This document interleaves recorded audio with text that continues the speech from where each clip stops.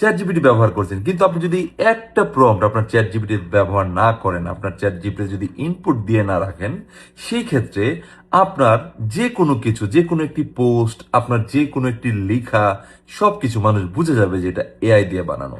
So এই AI দিয়ে বানানোটা যেন কেউ বুঝতে না পারে, আপনার যে কোনো ইমেজ, যে কোনো পোস্ট, সবকিছু আপনার প্রমগুলো যেন কেউ বুঝতে না পারে যেটা এআই দিয়ে বানানো, আপনার লেখা যেন কেউ ধরতে না পারে যেটা এআই দিয়ে বানানো, সেটা কিভাবে করবেন দেখিয়ে দিচ্ছি। ভিডিওটি অনেক গুরুত্বপূর্ণ সকল চ্যাট জিপিটি ব্যবহারকারীদের জন্য। ভিডিও শেয়ার দিবেন, আশা করি অনেক কাজের পাশাপাশি আমার এটিকে ফলো দিয়ে রাখুন, এরকম অনেক ইম্পর্টেন্ট ভিডিও আপনার কাজ দিবে। So let's check it out.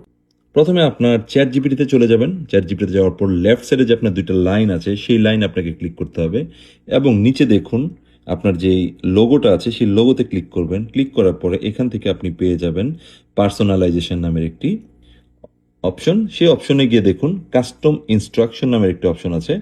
এইখানে গিয়ে আপনাকে এই প্রম্পটটাকে লিখে দিতে হবে। এই প্রম্পটটা কমেন্টে আমি দিয়ে দিচ্ছি, প্রম্পটটা কমেন্ট থেকে নিয়ে নেবেন, অথবা এখান থেকে স্ক্রিনশট তুলো চ্যাট জিপিটি থেকে টেক্সট আউটপুট করে ফেলতে পারেন এবং এখান থেকে আপনি রাইট চিহ্ন, টিক চিহ্ন তো দিয়ে দিবেন। দ্যাটস ইট, আপনার কাজ শেষ। এখন থেকে আপনি যাই লিখবেন তা অন্য কেউ বুঝবে না। এই ক্ষেত্রে এখানে হিউম্যান লাইক লেখা আসবে, সবাই বুঝবে যে এটা এআই মেড না, এটা হিউম্যান রিটেন। Thank you.